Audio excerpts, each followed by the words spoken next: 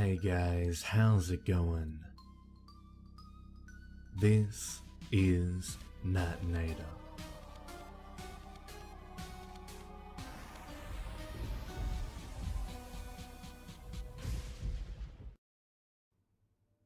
Looking back, I'd say I had a pretty enjoyable childhood.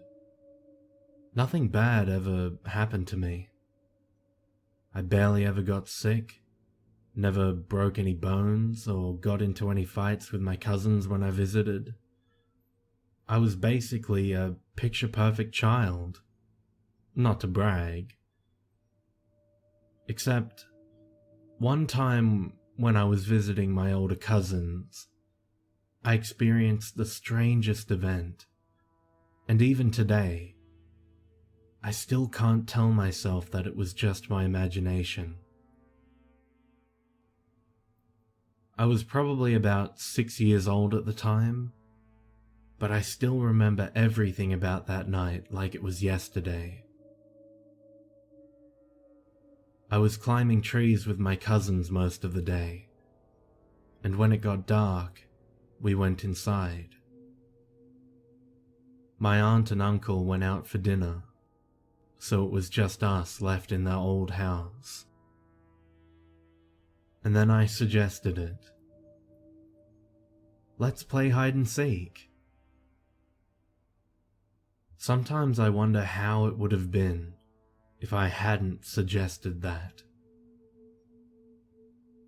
Either way, it was Alex's turn to be it first, since he lost rock, paper, scissors, and Ray and I scattered to find a hiding place.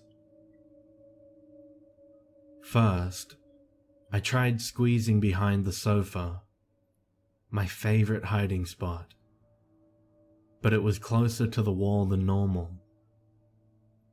As lanky as I was, I couldn't fit that time.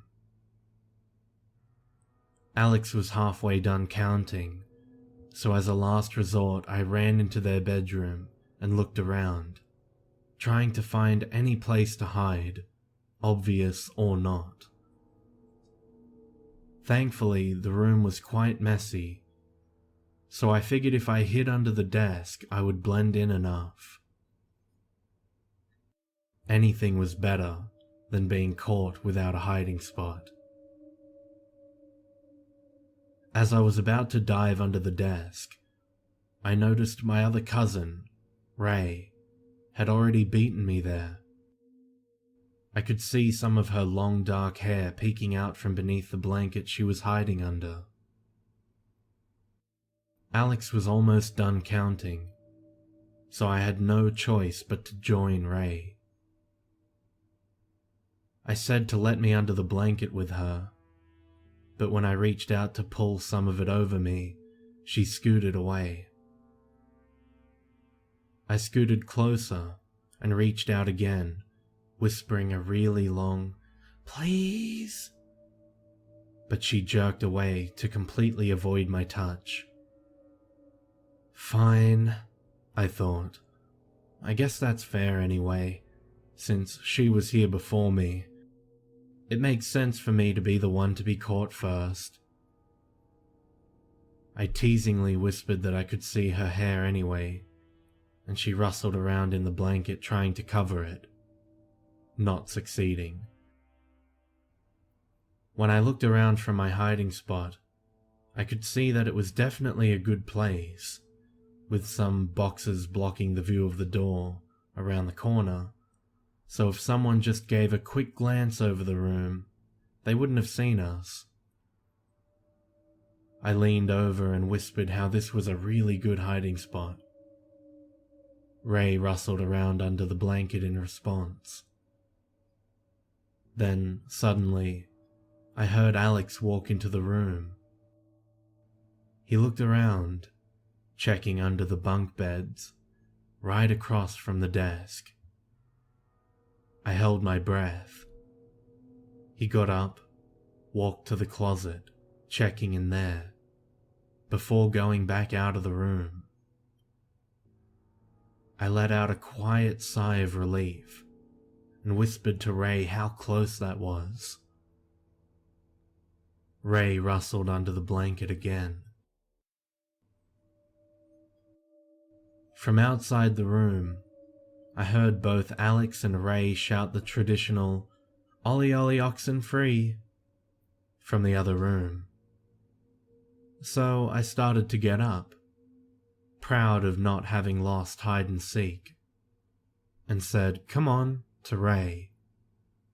But she didn't move from under the blanket. That's when I realized that I had heard both of my cousins call for me to come out. I backtracked in my mind to realize that only my 2 cousins and I were home.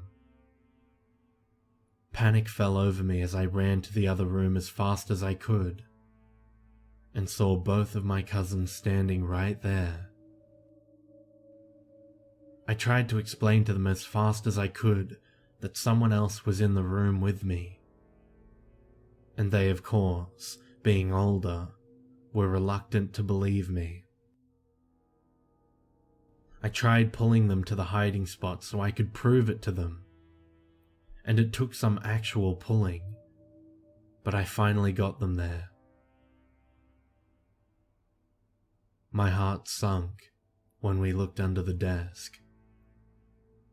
The blanket was completely flat. My cousins laughed at me as I frantically searched the room, top to bottom, and scoured the boxes next to the desk for any trace of the figure, or anything I could have mistaken it for, with no luck. It was gone, and still, many years later, I have no explanation of what it could have been, and frankly, I'm glad I never got to see what was underneath that blanket.